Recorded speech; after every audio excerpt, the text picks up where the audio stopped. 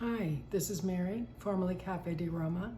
Today I wanted to show you the homemade ricotta. I did it before on cannoli number 3 class, but I wanted to show you this because what I'm going to do with this is make a bella tomato caprese salad. Okay, I'm going to put fresh ricotta in it.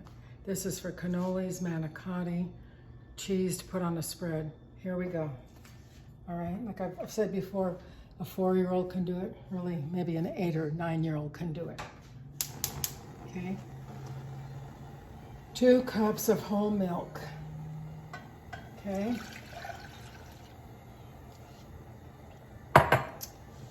Half a cup of heavy cream.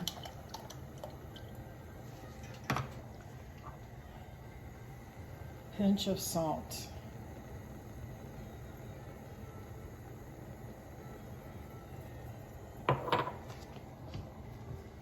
Okay.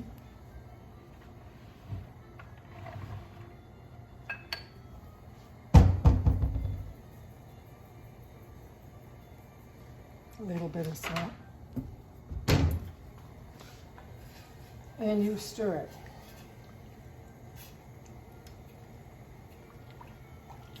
While this is going on, you're going to get a little bit of vinegar over here. White wine vinegar right here. You're gonna get a little strainer. Get a coffee filter. This is a gigantic coffee filter. I had to cut it down. Another little strainer and a bowl. With this ricotta, this is how you made the cannoli filling. What I'm going to show next is my version of caprese salad. I call it bella caprese with fresh ricotta. And next, I'm going to show you in a few weeks the Tuscan torte, which is made with the fresh ricotta and pecans. Gluten-free, vegetarian. Okay? Let me show you this milk. I want to show you this milk. You stir it occasionally. You don't want it to stick. And then watch what's going to happen. This thing is going to rise. And at that moment, before it hits the top, you're going to put in the white wine vinegar. 2 cups of whole milk. Half a cup of heavy cream. Pinch of salt. Throw in a little bit of white wine vinegar when this is done. When we made it at the restaurant, like I said before, we did 1 full gallon of milk with 1 quart of heavy whipping cream. And I've reduced it all the way down. This is probably the smallest batch you can make.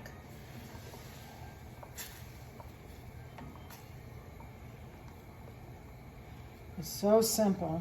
You can have your own cheese in just minutes. Okay, this is going to go here. It's going to start rising.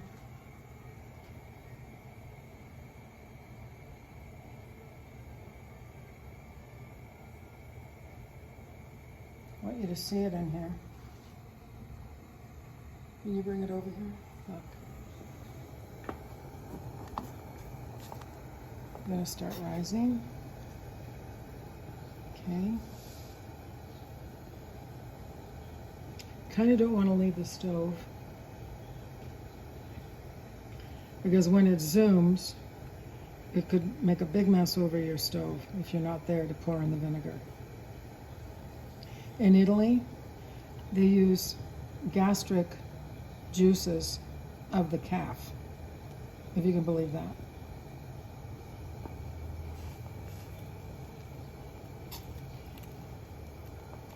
I started to make my own ricotta because when I was making cannolis, we had an Italian distributor that kept going out. We couldn't get it anymore. Sam's wasn't selling it. Costco wasn't selling it. I said, forget it, I'm just going to make my own. Here it is. It's going to rise now. See how it's bubbling? See? Look at how it's bubbling here. Look. Bubbles. Now watch. Before it makes a mess, pour in the vinegar. That's why you have to watch it. Now look how it starts to coagulate in here. Put it on a little bit low and you just let it sit for a minute or two. Look, on a low. See how the curds come? Look at this. Okay, that is it. This is it. Need to let this sit for 5 minutes, up to a half hour, till it separates. While I'm waiting for that, I made a batch yesterday. This is what it looks like. It's a lot softer. As you refrigerate it, it gets harder. You can soften it or eat it this way. If you're making cannoli filling with it, you have to whip it in a KitchenAid or beaters. You want to make it really smooth and fluffy. But this is going to be for our caprese salad. Okay? This really needs to wait, but I'm going to kind of show you what happens here. You take it out, one strainer, take it out of this, and you take it out like this. See how it coagulates? Like this. And you're going to let it sit and drain.